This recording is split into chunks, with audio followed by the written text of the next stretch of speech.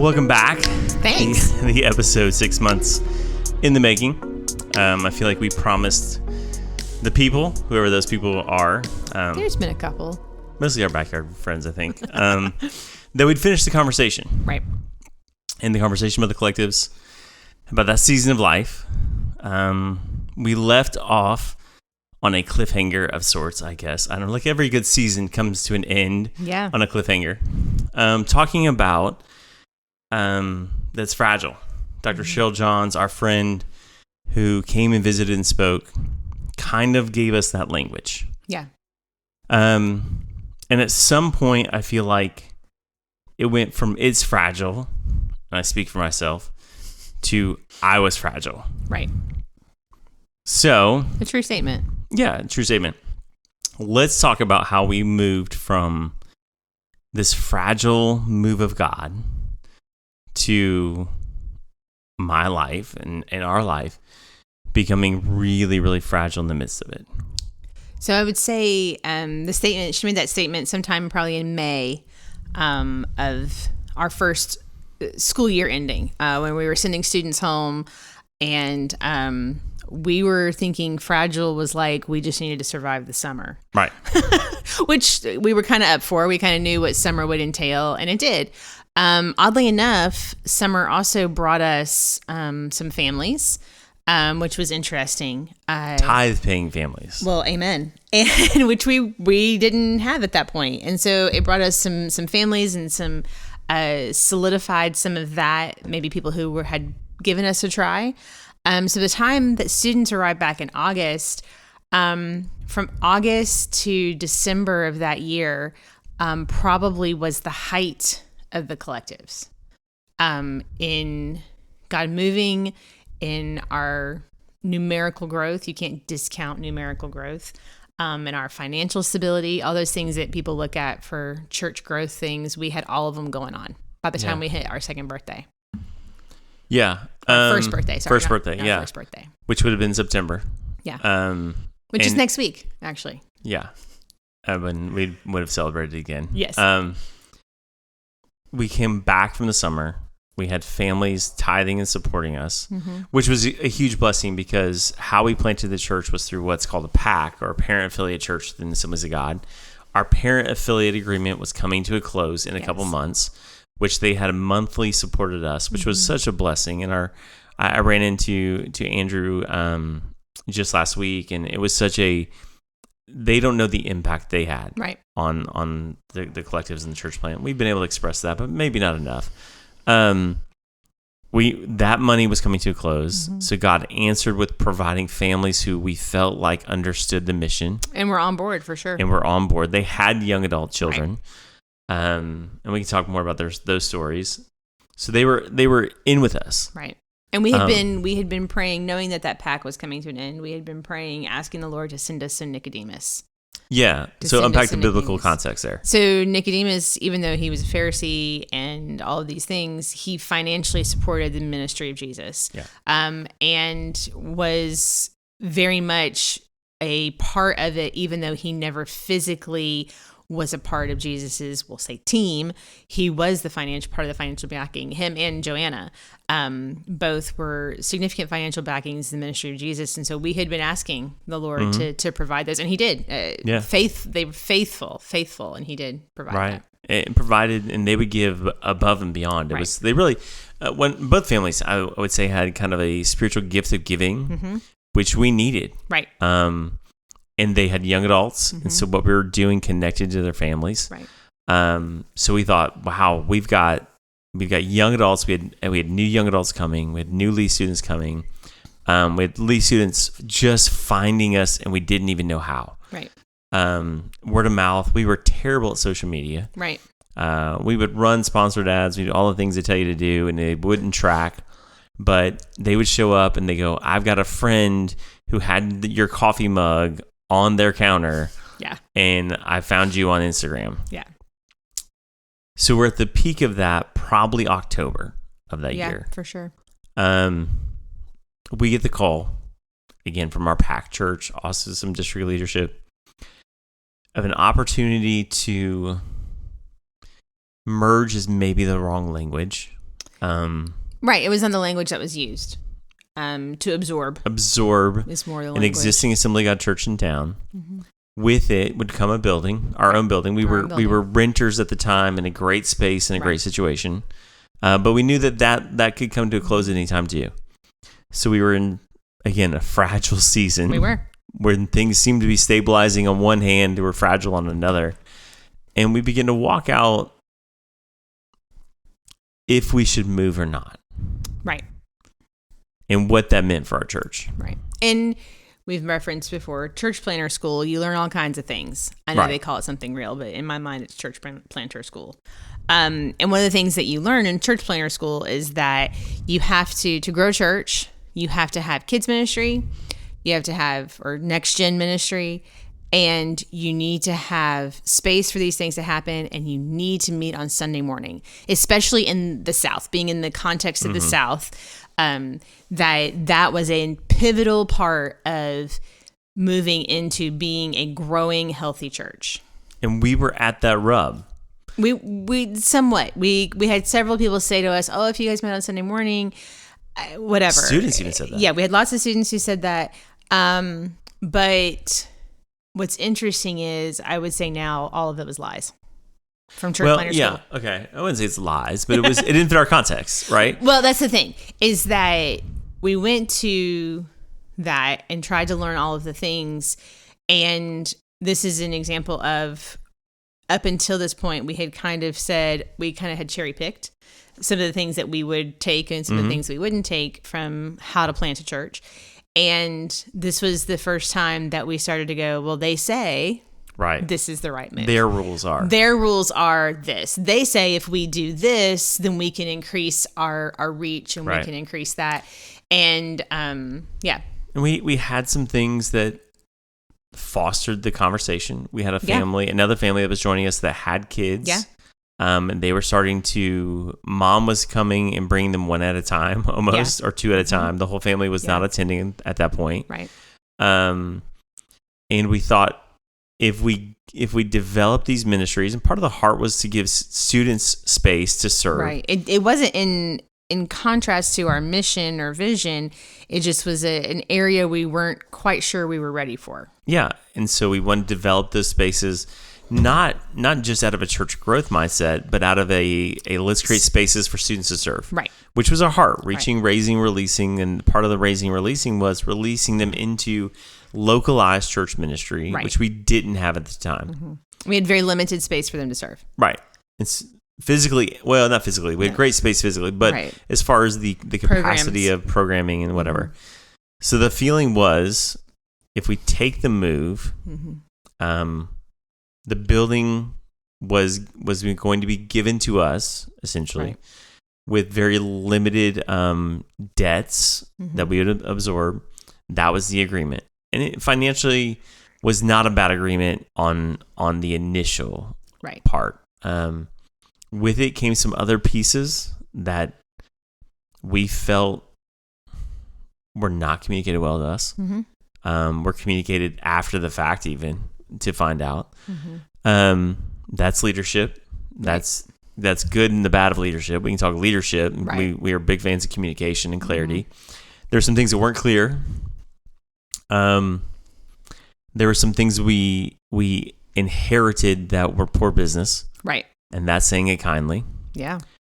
But I think when we walk in January 1st, it was January 1st of 23 or 24? 23. We have a prayer meeting.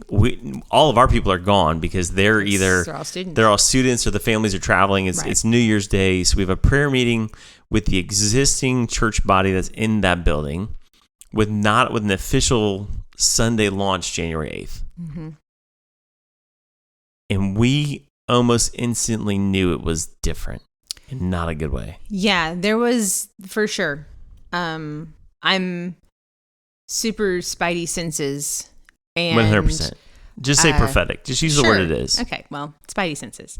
And that I had trepidation probably the whole month of December about the unknown. Right.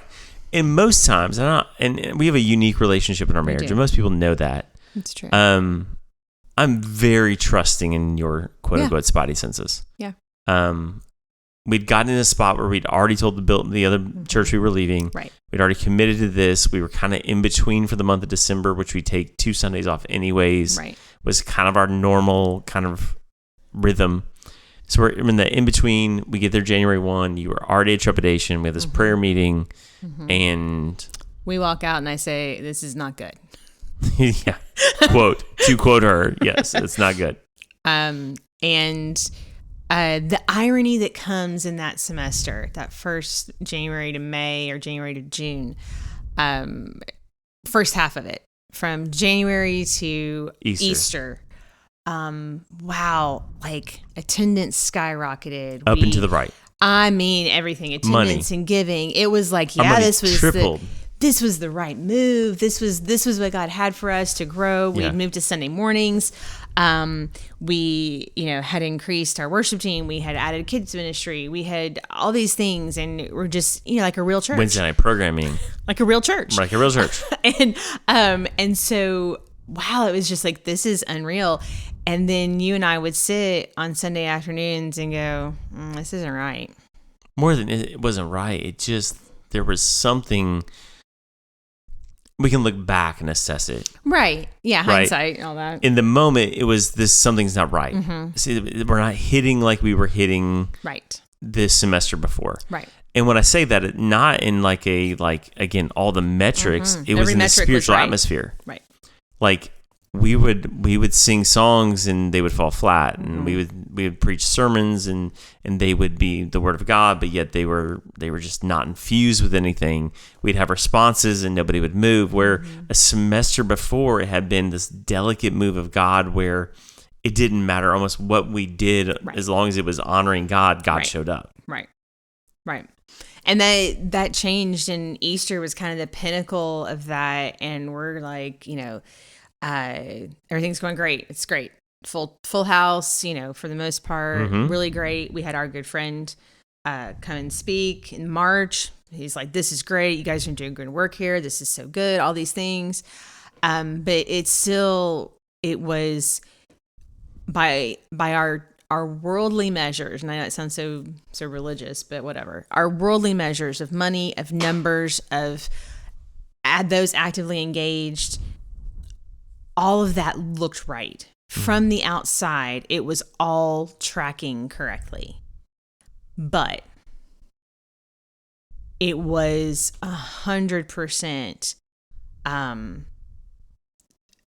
fragile in a bad way. We moved the fragility shifted. Yeah, we moved from fragile in a good way to steward this gift that God has given us, and this smiling down on us that we'd had the previous 2 semesters, to this is fragile in a bad way. Right. That this could fall apart at any moment. And not in the stewarding way, in that it's going to fall apart. Yeah, and I think most of that spring, and again, we had if you guys know our story, Emily Disborough is our worship leader, pastor. I don't even really have a title for her. She did a lot. Our event planner. Emily did so much for us in that season. She was our lead team member. Yeah, sure. Okay. Team leader. I don't know. We were real bad with titles. Yeah, we were. We would sit at a table and we tried to dissect what was happening. Yeah. And again, we would go back. A lot of the conversation was go back to Sunday night. Right.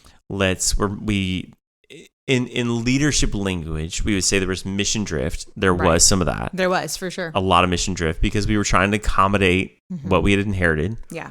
We ended up merging, not absorbing, is almost what happened in some ways. And then everybody left from there, and we still are stuck with all the baggage of it. Right. And what happened in the process was our culture shifted, and we lost who we were in the process. So I'll take responsibility on some of it. We had mission drift. Right. We got off course. Right. And the conversation was, how do we get back on course, right? Are we too far off that we can't get back on course? And we knew who we were, and we fought to get back, and made some adjustments. And I don't want to ever say anything's too far gone that the Lord can't fix it. Right. But I think we were in a fight that we weren't prepared for. We weren't prepared for, and we weren't going to win. We weren't going to win. Yeah. It would have taken the Lord's intervention to win. And in that case, he chose not to intervene in the way we wanted or thought he would. Mm-hmm. But so you have that year, you have Easter, probably late March. Yeah, we did an egg hunt. We did all of the things that churches are supposed to do. Yeah. Back to church planner school. All the things. The big egg hunt, all the things. Great. But then I would say when we started the fragile was April. It just kind of felt like a kid learning to ride a bike again. It was very, it's going to fall that way. It's going to fall that way.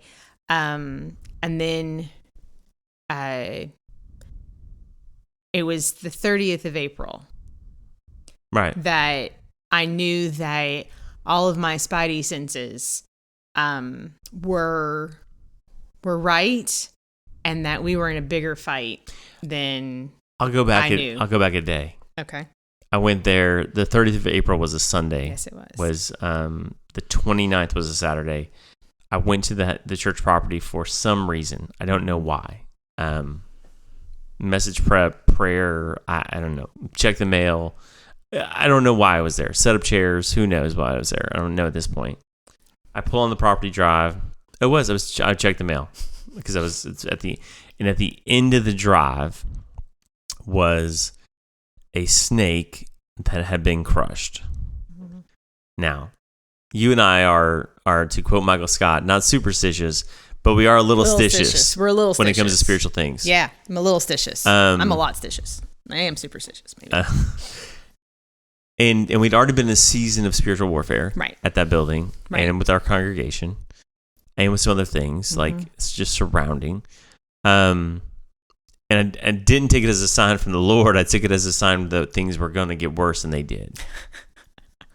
Yes. Yeah. It felt very Godfather with the horse in the bed. It felt very ominous. I remember, because I would, during worship practice every Sunday, regardless if when we had service at night or in the morning, I would typically walk the property or the building and pray.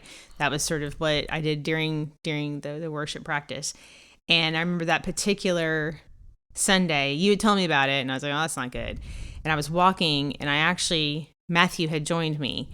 And I remember we walked down there, and I said, we have to be ready because this is not a good sign. Right. And then, well, not everybody, but we know what happened the next day. Well, yeah, let's talk about signs, right? Because Genesis, what we could have taken it as, the Genesis passage where the heel has crushed the head of the serpent. Like I would have loved to rally to that passage, right? Yes. And maybe in faith I could have, but I didn't. Right. Because of we were just in it, and we were in it, and we were in some thick of it, and the Lord, I want to say the Lord wasn't showing up, and the good things happened. Yeah, we had for salvations. Sure. Yeah. We had baptisms. We had moments of God doing a great work in people's lives. Right. But it felt like sledding uphill. Like we were just trying to move everything uphill in a very difficult way. And that day, April 30th, I remember I preached. It was, I can't even say it was preached. It wasn't great. I know that, and it's not memorable to me. We go to Trace Hermanos for lunch like we always do. Our daughter Avery is 16, just got her license. I kissed her on the head that day. And again, 16, does whatever, comes home, goes to bed that night, goes to school, and we get a phone call that, I won't say it won't be over dramatic to say it forever changed our life, but it forever marked our life. It marked. I wouldn't say change because she's healthy and whole and doing great. So it didn't change it, but it marked it. Yeah. And that call about 4:00 on that Monday from a random number said, and these are the words of the parent you never hear: your daughter's been in an accident. She's breathing, but get here. Yeah. We don't have to go on the whole story, but I finally get where she's at. They've got the top ripped off the car. They're gonna life flight her, but it's too windy, so they put her in an ambulance. The car is decimated, and I don't know how she was even alive at that moment. Right. They rushed her to the Erlanger Hospital in Chattanooga, which is about a 45-minute drive, which I think they got there in about 30. We got there in maybe 20. I don't know. It was real fast. It was all blur. And we spent 5 days in ICU. Yeah, in trauma ICU. With 2 emergency surgeries. And again, the great part of what was happening in our church is they rallied. Yeah. They set up a room in the basement here at our house. They did some handicap accessibility things. We had a guy who did. They moved entire rooms around for us. Yeah, they brought us food. Yeah. So there was great things in our church that happened that Absolutely. season, and despite the situation. Right. But we've talked about this, and we can talk about broader than just our story. There's something that happens to ministers and ministers' families, especially when you contend for a generation. Yeah.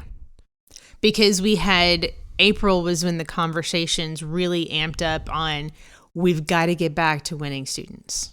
We had our conversations, me and you, with Emily, with others on our team. We got to get back to where we were. We got to get back to winning students. Like, is it our location? Is it this? Is it that? That's when the questions sort of, we were going, we've lost our way. That was the month of April, was when we were really starting to be honest and go, yeah, we've lost our way. We've got to get back on mission, back to where we were headed and what we were called to do.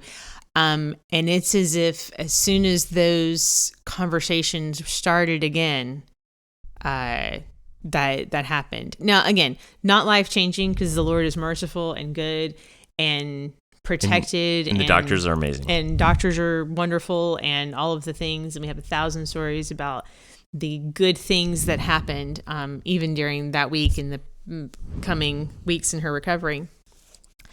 But it did mark a season for us, because then it was, everything shifted. Then it becomes summer, and the students we did have went home and graduated. So many graduated that year that we had captured before, and we hadn't captured any to replace them.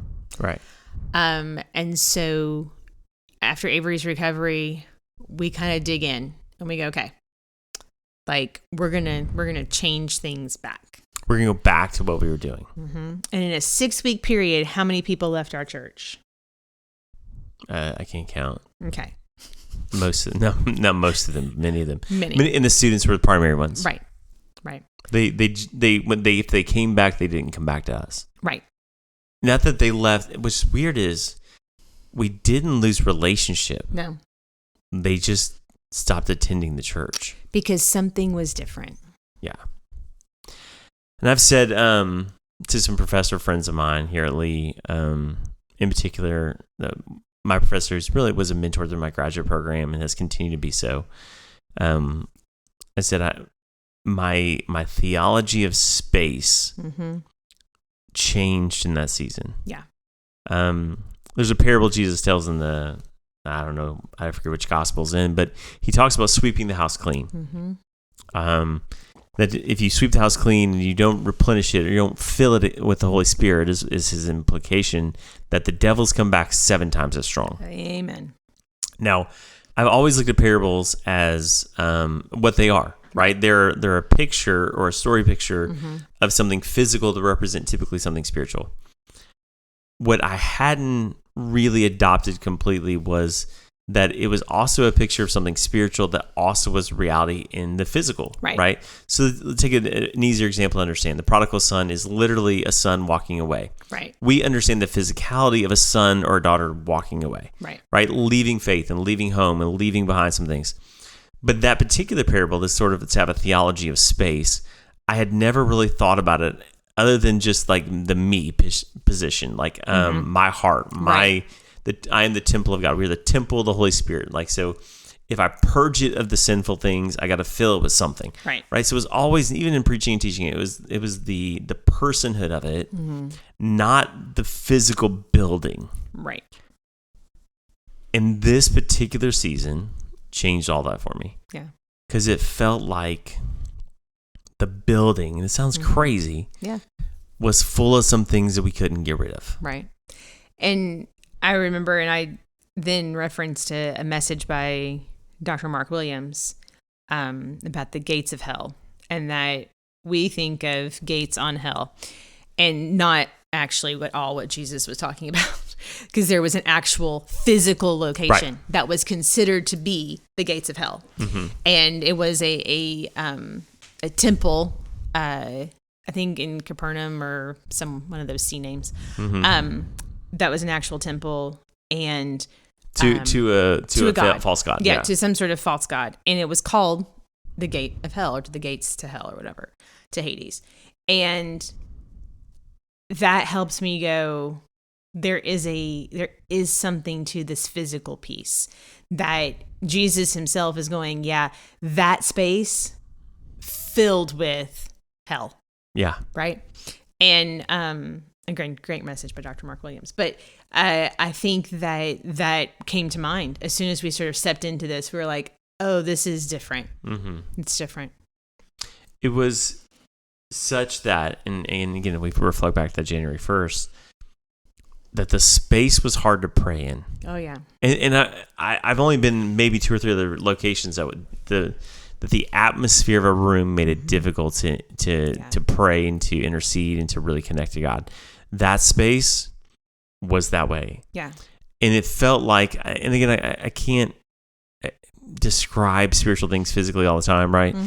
It felt like we had won the battle. I want to say the war, because I think in a lot of ways we lost the war. Right. We won the battle in the sense that we were able to push whatever was demonic in the room to the back of the room. Right.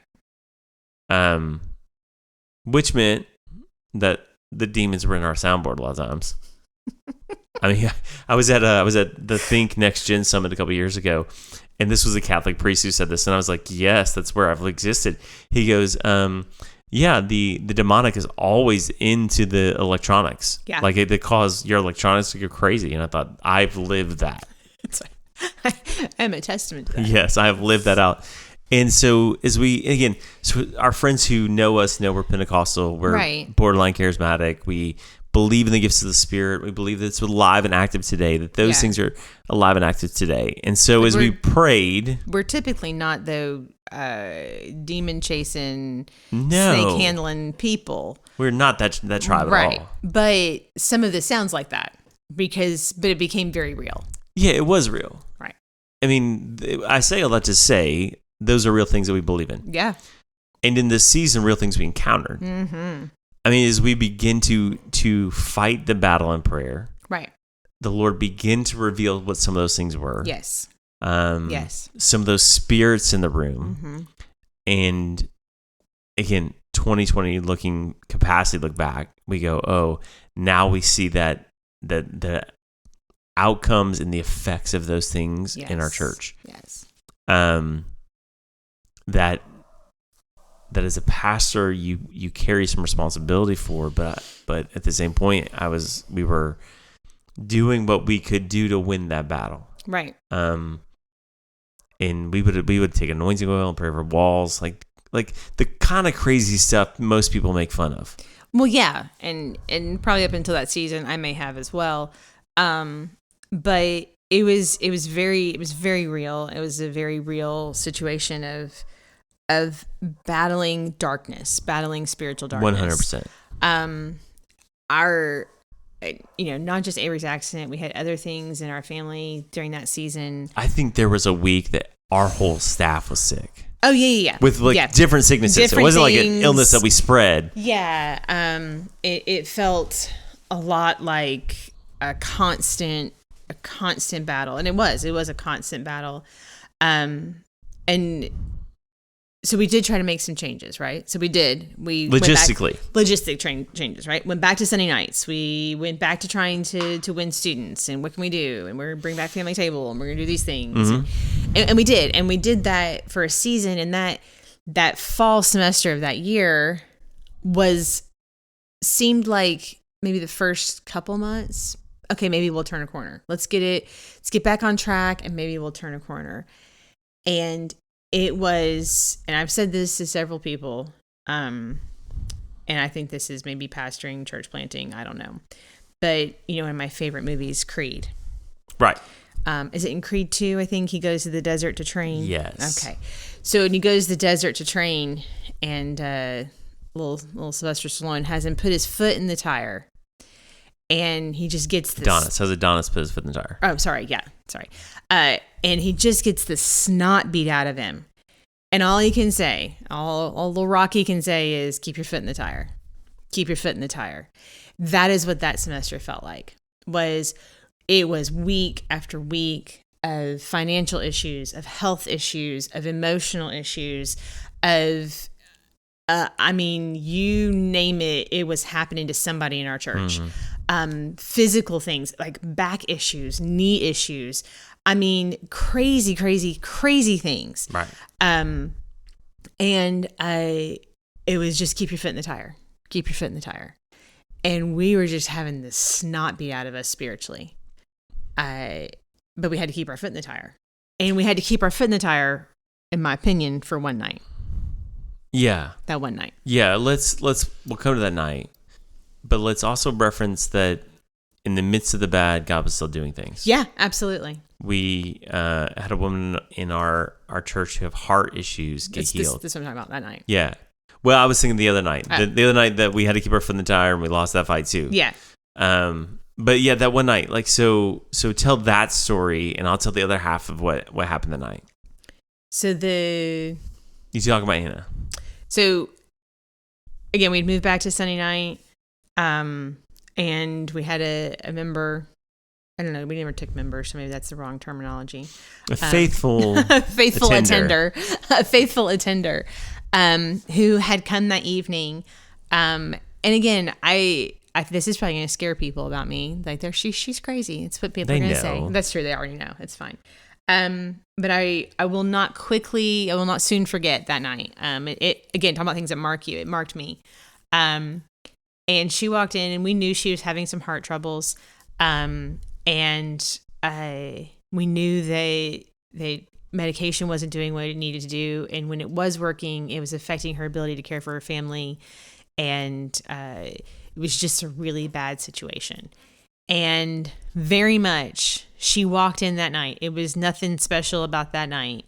But I promise, and I told her, I've told her since, but that night when she walked in, I don't know, the Lord said, tonight's her night.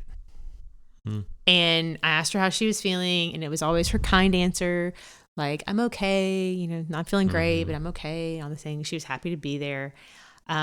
Worship went normal, and I guess she wouldn't sit in worship though because of the heart issue. Because of the heart issue. So she would sit out, and so I waited till it was over, and she'd come back in, and we were going to do prayer, and I just knew that I needed to call her out and up, because we had been praying for her, but more of we need to pray for that, Yeah. And that night, I hope I didn't embarrass her, but I just called her out, and I was like, I think tonight's the night that the Lord wants to heal you. Mm-hmm.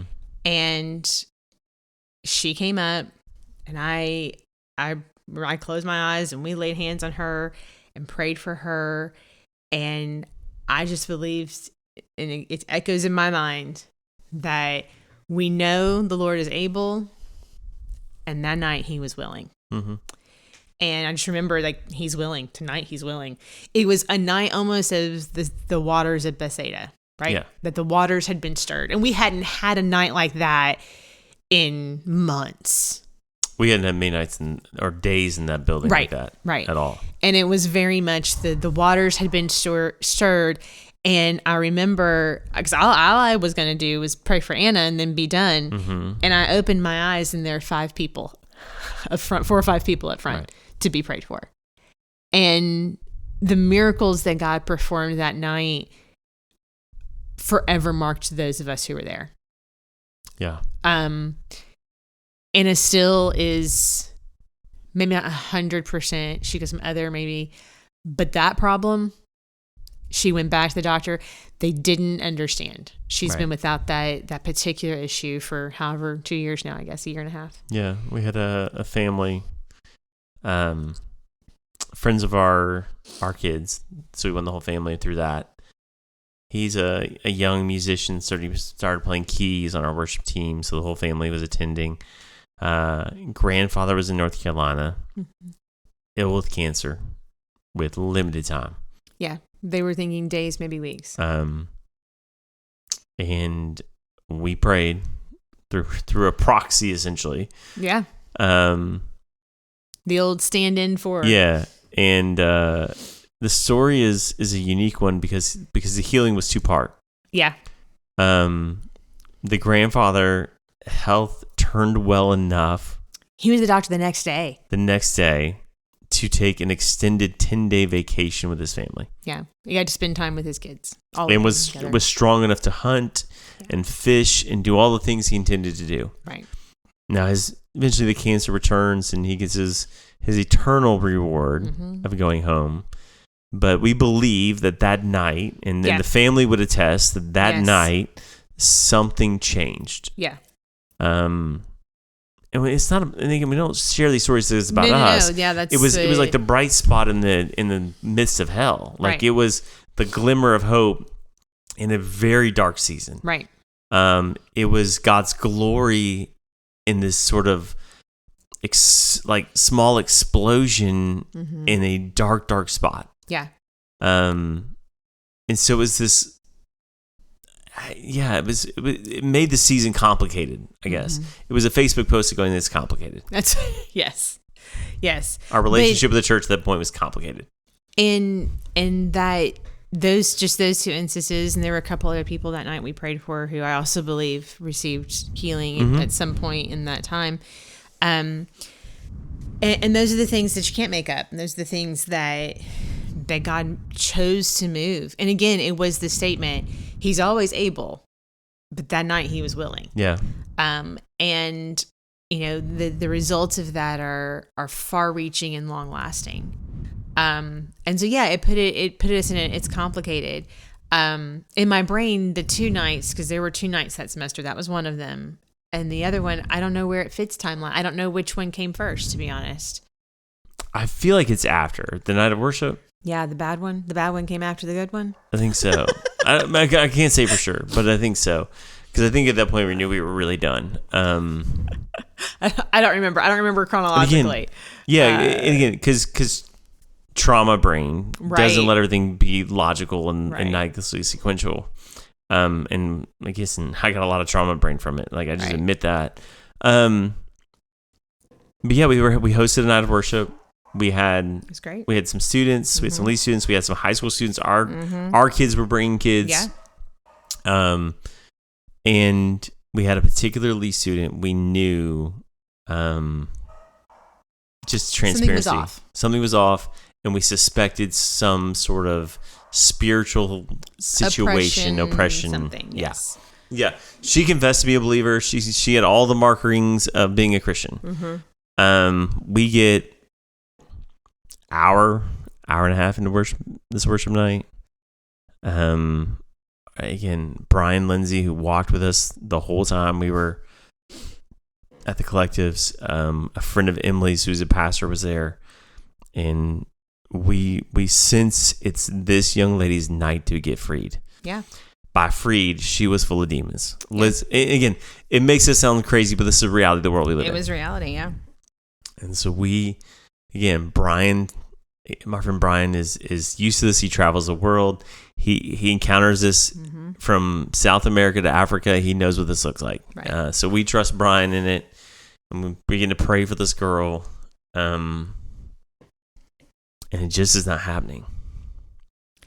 It was probably one of the single-handedly disappointing spiritual situations I've had, in that I believed the Lord could. I don't think it was on the Lord. The elevation song we like to sing in the tag is like, with all the faith in the room, imagine what the Lord can do, right? Yes. It was everyone was full of faith and not a lot of, but not the release. Which is a whole, you could do a whole thing on that. Sometimes we choose our own misery. And she chose to stay in the misery and the trauma of what she'd experienced. Right. And I would say a lot of what she had was not of her own making. 100%. And that's what's heartbreaking about it. Right. But she chose that over freedom, and that's hard to accept sometimes. And for our friends who have never encountered a situation like this, one, we told our kids and their friends to stay clear because like the seven sons of Sceva, if you're not ready for that fight, you're going to get punched in the mouth. Maybe literally. Yeah. But you could watch as we would pray for this girl, and the eyes are the window to the soul. Her eyes would run clear where you could see her, and in an instance they would shift back to black and just be glazed over with this look of hell. Yeah, and her name would change depending, and it was a lot. But those 2 nights for me marked that fall semester of the beginning of the end. Yeah, they sit in juxtaposition one another. 100%. 100%. And it was, and again, we talk about the theology of space. It was almost like we couldn't win in the room. Yes. We thought we could win sometimes, but it was almost like we couldn't push the darkness back far enough in the room. Right. And so we hit Christmas that year. We do our usual Christmas, collectives Christmas, wonderful night, beautiful. Emily did a great job on worship, and it's pretty, all the things. It's pretty. I mean, it always was, right? It was always well executed. And we start January, and I just reflect honestly, I did not want to start January. Right. But I didn't know how to quit. Right. We, transparency to our friends who are listening, we started to think what was next. Right. Is there a next? Is there something next? Right. Now, listen, the plan all along with the collectives was probably a 5 to 6 year plan. We were hopeful of a 5 to 6 year, that we could get it started, bring somebody along, more than one somebody, but somebody's some along. younger leaders. Yes, younger leaders, that in 5 to 6 years that we could have taken a step back, and then even our hope initially was to just replicate it. Yeah. And then just go start somewhere else, and again, take a couple years, turn it over to some leadership, and do it again. Yeah. Build something sustainable. Yes. Hand over to young leaders so you don't have to start fresh. Right. And so we weren't ever thinking we were going to be there for the rest of our lives. No. Which may be a shock to some people, but that's okay. Yeah. I mean, we were pretty honest about it. Yeah. I think we were up front. But by January, we're asking the Lord. Yes. What do we do? Maybe desperately asking the Lord, or maybe yelling at the Lord. It was a lot of emotions. What do we do and what's next? I was burnt out. Well, because exactly the inverse of what had happened in the spring of increase in finances, increase in attendance, we had taken a nosedive in both. Which then affected our personal financial situation and was affecting our everything. Right. And so it became a question of what's next. Yeah. And we wade through winter into spring, just trying to reconcile it all. Yeah. How do you walk away from something you started? Mm-hmm. Do you close it down? Do you? We didn't have a lot of answers. We walked away not having a lot of answers. We knew that we couldn't continue to lead it in the iteration it was in. Yeah, it was no longer a college church. Right, and that meant it was time for us to move on. Now, I don't think it was time for the church itself to close. I think that it could have perpetuated without us. Yeah. But we knew that we were not the ones to lead it into the next iteration of what was going to be. Yeah. And again, so we were at a crossroads. Like, what do we do? So we booked a cruise. The cruise is already booked. The timing of us going was probably the best thing, because just needed reprieve and rest. And I think burnout's a real thing. Oh, for sure, 100%. burnout is not just simply I'm tired. Right. They're tired is part of it. Right. Burnout comes with a lack of clarity in thinking, with almost a fog, like a brain fog. 100%. In the regard to spiritual matters, your soul is tired. Right. And I was there. My soul was tired. Yes. To the point of like, and this is a terrible admission, but if our friends who are leaders are listening and you're here, this is the indicators. I would study all week, and Sunday at 4, I would put an outline together. Right.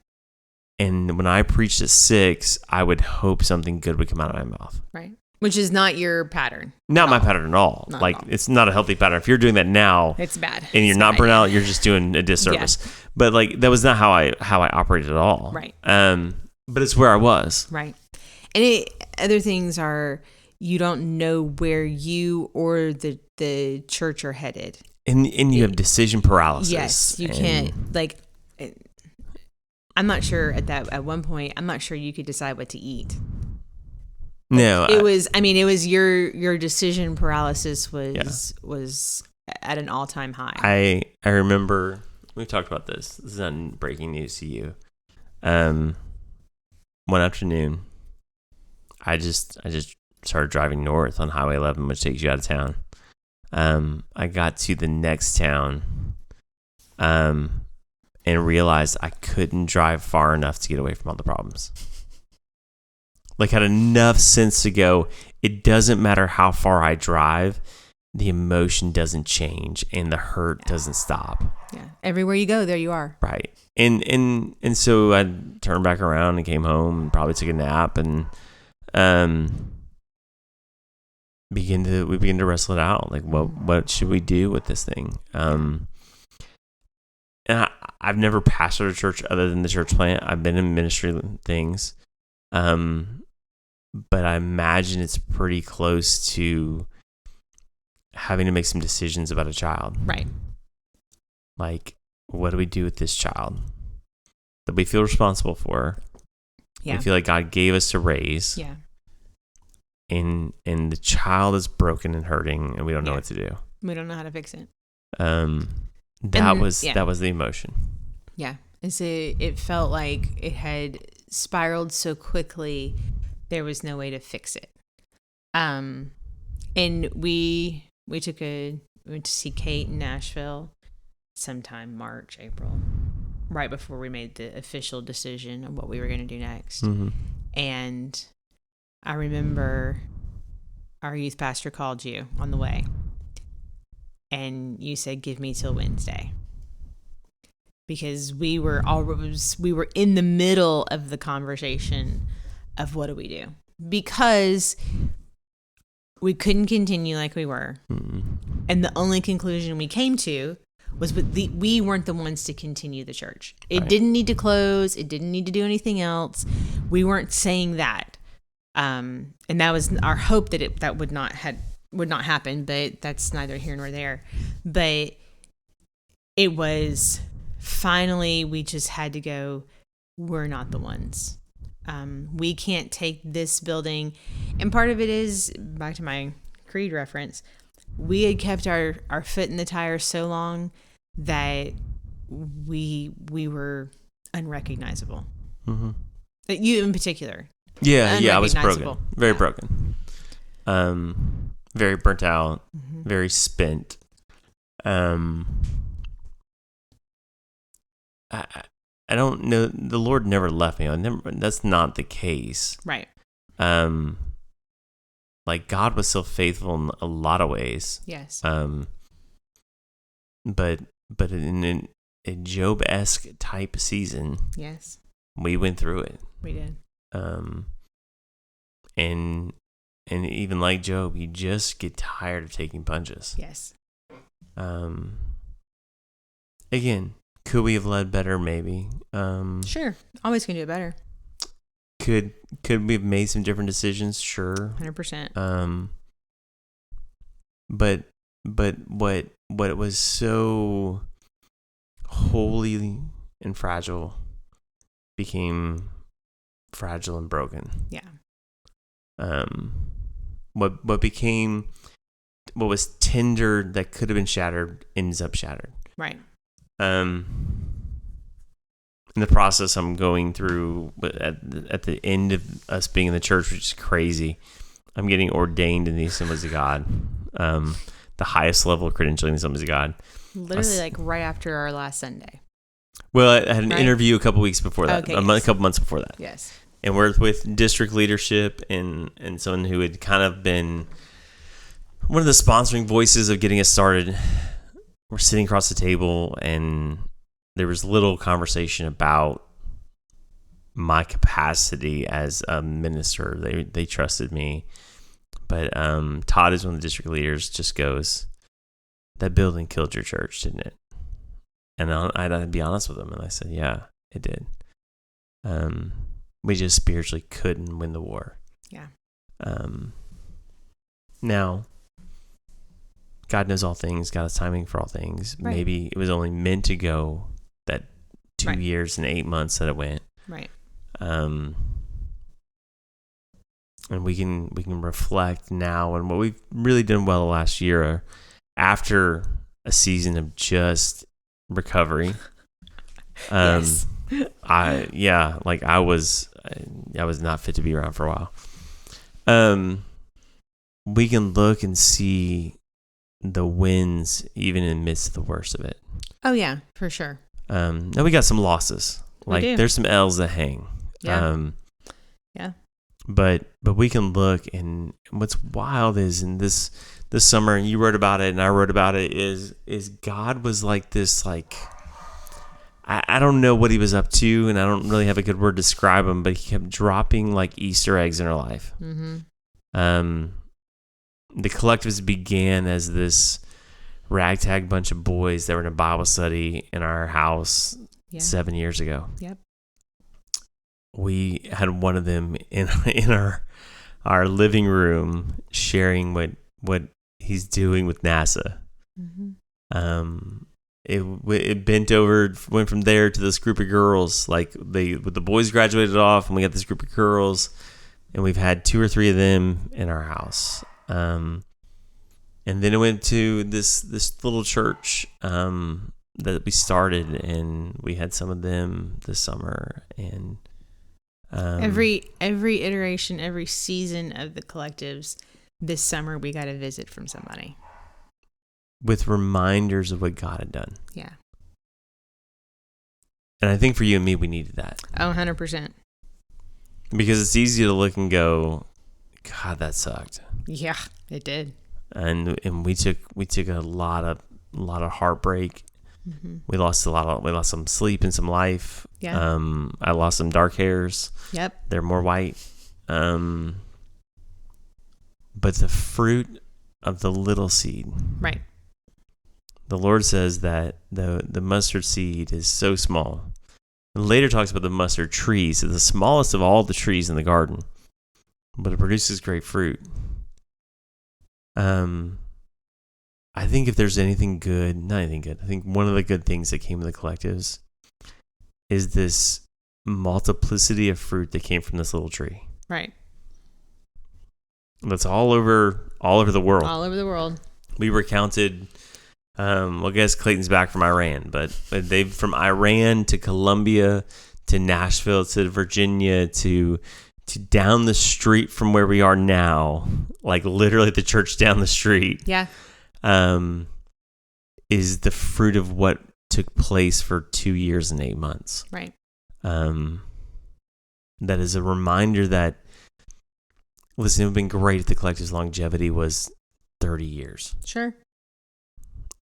But in the small window, God did something great. 100%. Now, would you do it all over again? Ooh. I thought about it a couple of times. Yeah, I would. I mean, I would like to make some different decisions. At some different points. Maybe a little less Mexican. No, I didn't say that. Not all of us ate a bowl of chips every Sunday night by themselves. It's 2 bowls. But No, I would, because there are people who experience the Holy Spirit for the first time in a real and authentic way. Mm-hmm. There are people who have encountered the Lord and been saved. There have been people who have been healed and people who are delivered out of that season and discipled and cared about. And yeah, so it was worth it. Matthew gets to Mozambique because of the collectives. 100%. I think Avery learns what encountering the Lord looks like. 100%. So that at least she knows what it looks like. Right. They know what mentoring looks like. They know what it's like to have people in your corner, contending with you and for you. Yeah. Yeah. We the church right now, which is our home church, home base always. Right. They were in the middle of a remodel project, with the sanctuary. That's a longer story for another day, but they're in the middle of a remodel. So there was a prayer night where we were asked to come in and write verses on the floor. So being nostalgic as I am, I went to the spot I stood as a 23, 24-year-old and wrote a verse there. Yeah. I thought I was being kind of ironic and thought there's going to be some young adult who stands here and encounters the Lord, and that's great. And our friend Brian, if you guys local and don't know Brian Lindsay, you need to know Brian Lindsay, pulls us over and takes a Sharpie and writes 2 words, then hands me the Sharpie. On a floor of another church, he writes, actually 3 words. He writes, "Go be the," and I just begin to weep.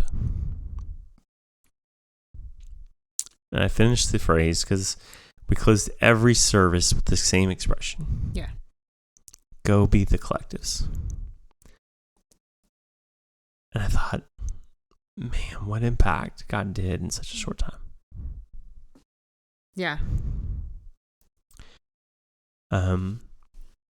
We get texts from students who are no longer students. Yeah, who are grown adults. Doing things, and they will remind us, I'm being the collectives. I do it again for that. Right. Because somewhere in the world is somebody that we left an imprint and fingerprints on, who are carrying the DNA of our heart, which was handed to us by other people. We have another conversation about that. Right. Carrying our DNA forward to make an impact for the kingdom of God.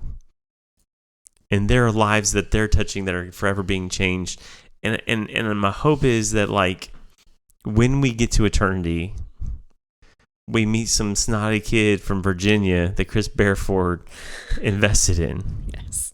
And we meet a family from Iran that Clayton had impact on. And we meet some people from Colombia that Emma spoke life into. And we meet some kids from the east side of Nashville that were Tori invested in. And we meet some little kids from the Methodist church down the street that Autumn has poured into. And I just think the reward wasn't the longevity of a church that lasted, but the reward is the fact that we've made a lasting impact on the kingdom. Right. And the kingdom's forever changed by our obedience. Mm-hmm. I'd like to take a few less punches. Oh, I could do with less punches, for sure.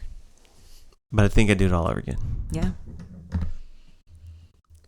This is not an announcement that we're doing it all over again. Nope. No. This is just honest reflection. Yeah. I would, because it was worth it. Again, I'd make some different decisions, right? Knowing what I know now, and there's some things that could have been different always, right?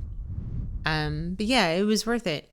And it is the biblical model of reaching, raising, and releasing. Mm-hmm. Reach the lost, disciple the found, right? Mm-hmm. We raise disciples. We raise up disciples, and we release them into what God has for them. Whether that's, you always on our release Sunday was always, some were called to stay and some were called to go. Yeah. And so I think we have tried to live really open-handed with our people. That some still sit next to me in church on Sunday. Yeah. And some I still hear from weekly, and some I haven't heard from in months. Because some were called to stay and some were called to go. And yeah, it's the DNA of who we are. It's biblical DNA. Retrace release it's biblical. So, the church is dead. The collective church? Yes. Right, yeah. Like not the church. I don't think it's actually. Not the bigger C church. Right. The collective church closes. Yes. The season's done. Yes. There's another church in that building. Mm-hmm. We left them everything we had. Yes. People included. But our heart still beats and breaks for young adults and college students. Yes. So I think in some respect and way, the collectives and our heart for what we were doing remains. 100%. It just may take on a different iteration. And I think callings never get removed. No. They just might look different. Right. They just might get expressed different. Right. And so as we close the door, maybe the chapter, on what was for us, I think we can just simply say that we're still being the collectives. Mm-hmm. And I think we're going to still keep going and being the collectives. We'll talk to you real soon, friends. Hey, friends. Thank you for joining us on another incredible episode of the Collectives Conversations podcast. If you enjoyed today's discussion and want to stay connected to the Collectives Conversation, make sure to follow us on your preferred podcast platform. If something in the show really spoke to you, tag me on Instagram at Jeff_Pitts_. It would mean so much if you take a moment to rate and review the podcast. It goes a long way into shaping the future of our episodes and reaching a broader audience.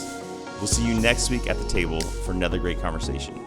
And be sure to check our follow-up episode titled Things I Learned every Tuesday following that week's episode. And remember, you have a seat at the table.